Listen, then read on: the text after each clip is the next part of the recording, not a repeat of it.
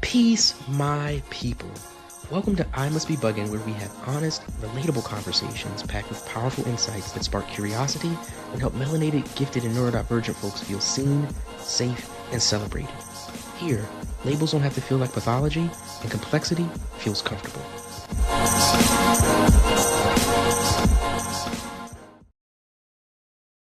Peace, my people. This is Sheldon Gay, your host. Thank you for joining me for this, what's going to be a little bit of a micro episode. It's a little bit different. So we'll get into a little bit about why that is and how that is.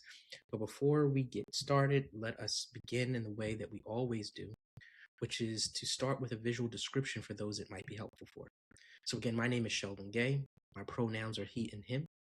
I am currently wearing my typical over-ear black headphones. I have on a gray hoodie that says uniquely brilliant. Pick it up and check it out in the merch shop on my website. I am a black man with light brown skin, excuse me, in my 40s with black curly hair that's faded on the side and the back. I have a mustache and a goatee. Behind me is a wall with bookshelves that have some of my favorite personal items, and books, including a pillow which says labels don't have to feel like pathology. And so to just quickly get into this episode, I'm trying something a little bit different. I think I'm going to start having kind of reflection episodes that'll be much shorter, that will reflect on the previous primary episode, as well as, add in some relevant content from things I may have seen in my personal life or that are in current events or whatever.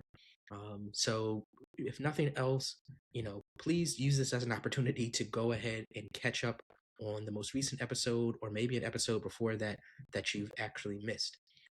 But having said that, I want to acknowledge my most recent guest, Shakela Strawberry. Absolutely amazing conversation. So glad to have had her on.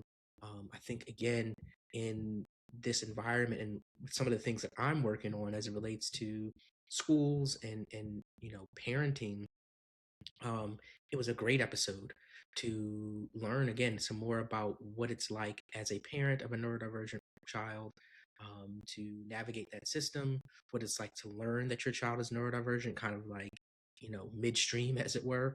And then, what it's like as an advocate for neurodivergent people, then presenting yourself to schools, maybe not even with your parent hat on, right?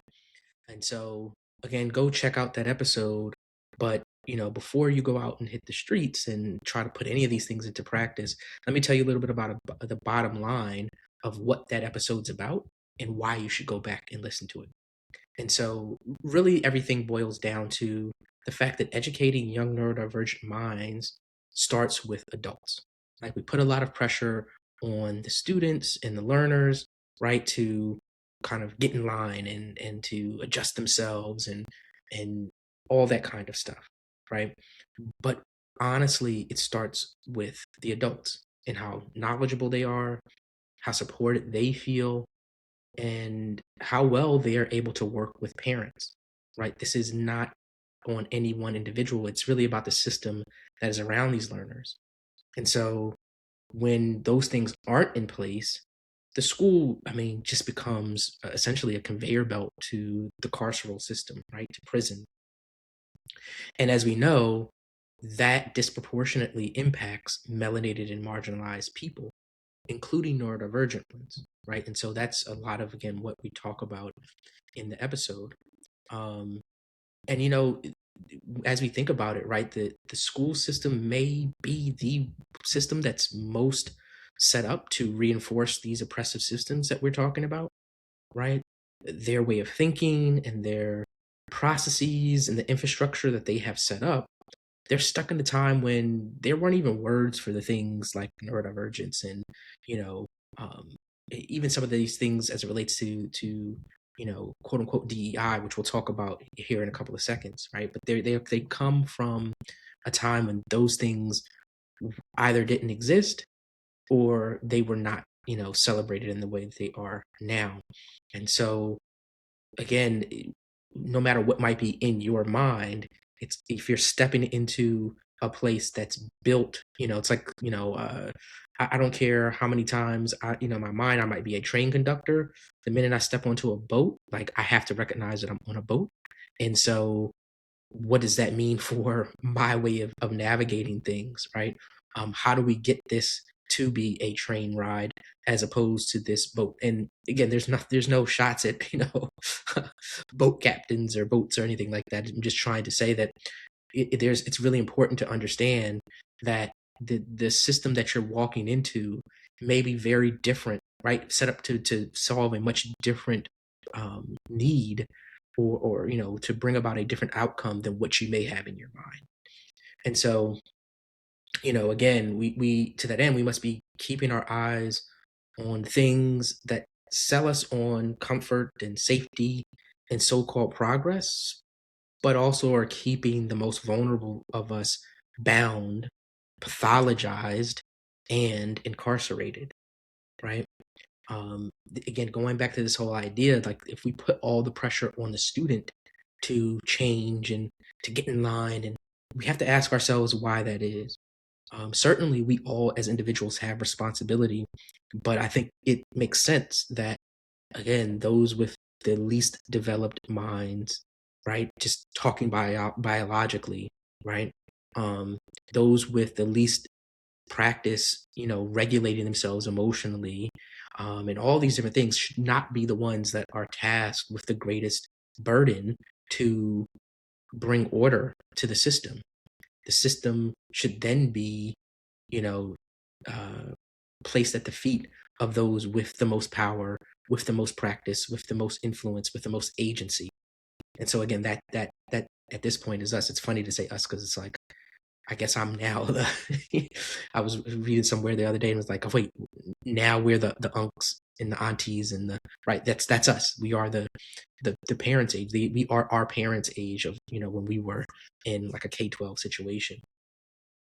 And so again, go back and listen to the episode as we navigate what all that means and how that all plays out, and how effectively a lot of these ways in which these systems are set up and ways that people are thinking in our schools is really just kind of kicking the can down the road, and also pushing a lot of our neurodivergent friends and family into systems that just further bind them, and just do terrible things to their body, put their bodies at risk. And I say it in that way because, again, that might mean self-harm. That may mean, again, the prison system. That may mean a lot of different things. It may be that may mean interactions with frankly, police officers who pull up on someone who is dysregulated, um, and they have just a very rough interaction, right? And we know that as folks who again are just doing this work. So again, go back and listen to the episode. Really, really good one. Shakela has a lot of great things to say. As I was kind of putting these notes together, what it also reminded me of is the recent, relevance to our current events, right? And so in the past month or so, the Department of Education here in the US lost its battle to limit quote unquote DEI in schools. And so for those who haven't heard, the US District Judge, Stephanie Gallagher in Maryland, gave her ruling stating that the guidance stifled teachers' free speech, right, causing millions of educators to reasonably fear that their lawful and even beneficial speech might cause them or their schools to be punished.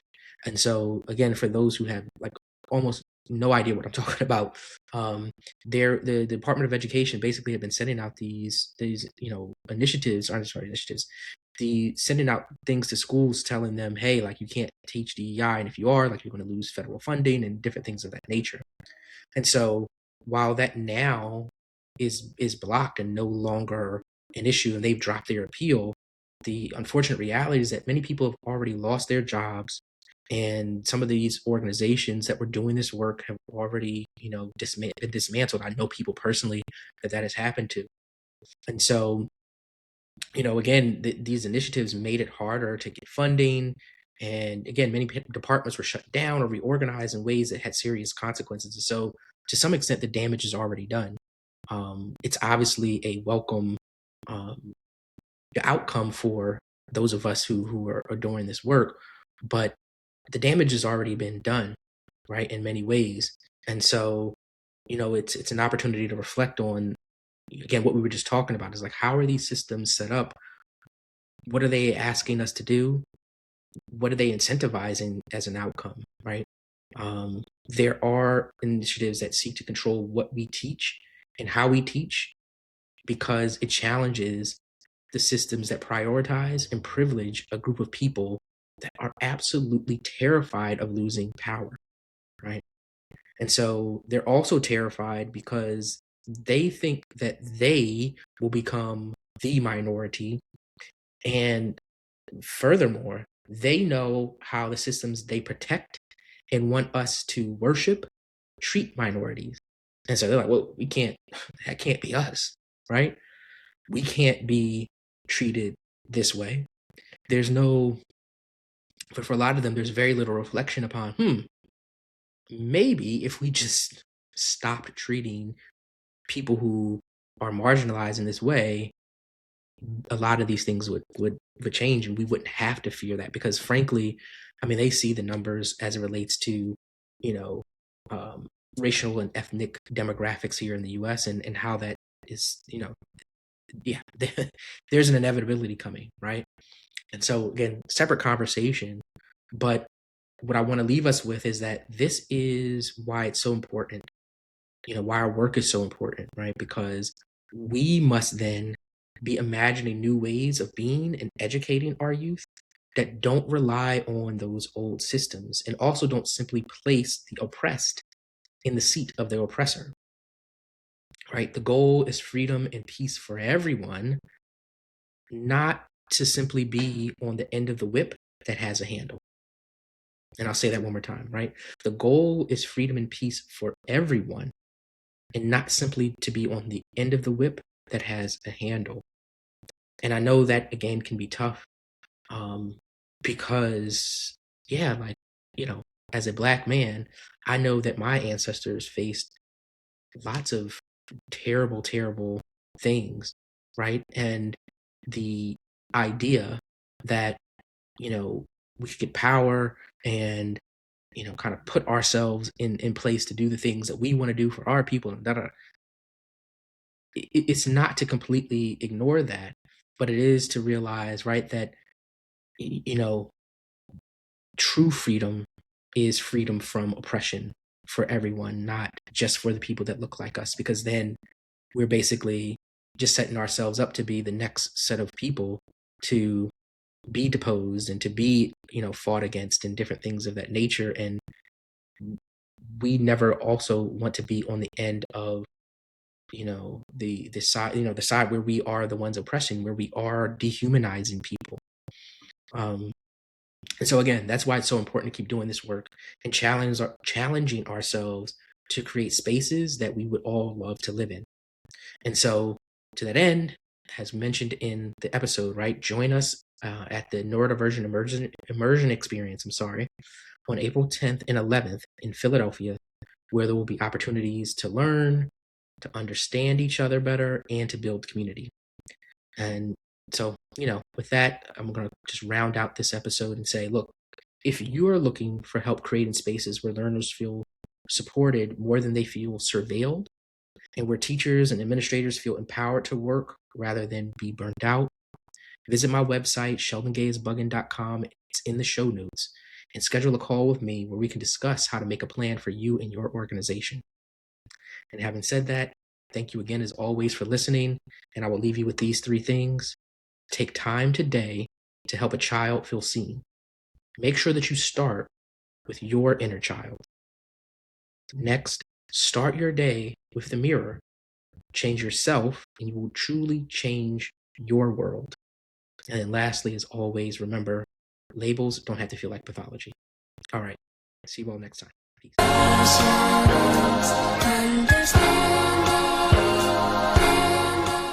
Thank you for joining me on another episode of I Must Be BUGN. I hope you felt seen, safe, and celebrated by what you heard today. Don't forget to visit my website, sheldongaysbugn.com, where you can catch all of my episodes, book me to speak, and check out my merch. Don't hesitate to hit me up on socials either. I'm eager to hear your thoughts, your experiences, and your stories. Remember, this podcast is all about sharing humanized narratives about who we are and how we contribute to the beautiful and necessary diversity of humanity. This is our place to unmask and just be. And if you've enjoyed today's episode, please share it with a friend, leave a review, and subscribe. It helps our people find community. So until next time, stay up and enjoy who you were meant to be. Ashe.